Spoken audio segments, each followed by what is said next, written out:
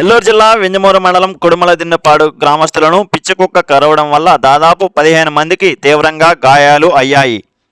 క్షతగాత్రులు చికిత్స నిమిత్తం వింజమూరు మండల కేంద్రం నందు గల ప్రాథమిక ఆరోగ్య కేంద్రంలో చికిత్స అందించాము అని సంబంధిత డాక్టరు తెలిపారు.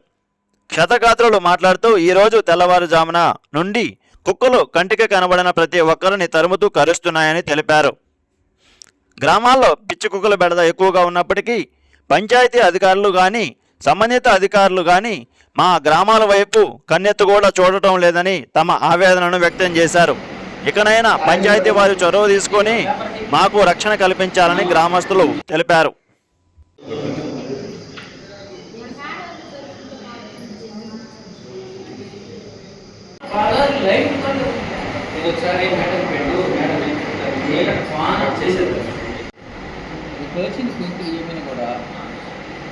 ఇప్పుడు గెలిచిందే వాళ్ళు వెళ్ళిపోయారు వెయ్యాలా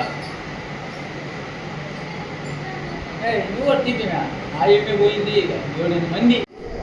మేము లక్ష్మీదేవి నేను ఇద్దరం కలిసి రోడ్లో మా టీం కాడ కూర్చోనున్నాం.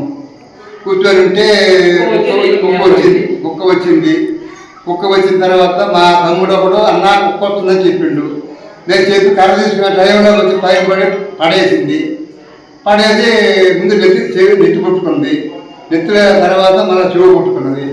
ఆ తర్వాత ఆ అమ్మాయి పైన పడింది. ఆ అమ్మాయి పైన పడేది ఆ అమ్మాయి తప్పించుకుంది. అక్కడికి వెళ్ళిపోయింది. 12 నుంచి 13 మంది కలిసి 10 గంటలప్పుడు నా దుప్పట్లు లాగేది. లాగితే నేను దుప్పటి తరిమేరకు పోయింది. మళ్ళీ తెల్లారి గంటలో తిరుక్కొని వచ్చింది. వచ్చాడు కుక్క అనుకుంటాను ఆయన గారు మళ్ళీ పోయి ఇంకొక ఆయన మళ్ళీ ఊళ్ళోకి పోయి ఊళ్ళో కలుసుకుంటాం వచ్చి ఆయన చెవు కలిసింది. చెవు కలిసినాక ఆయన చెవు కలుస్తుందని నేను వెళ్తానే ఉన్నాను. అది మళ్ళీ నా మీద 13 మంది.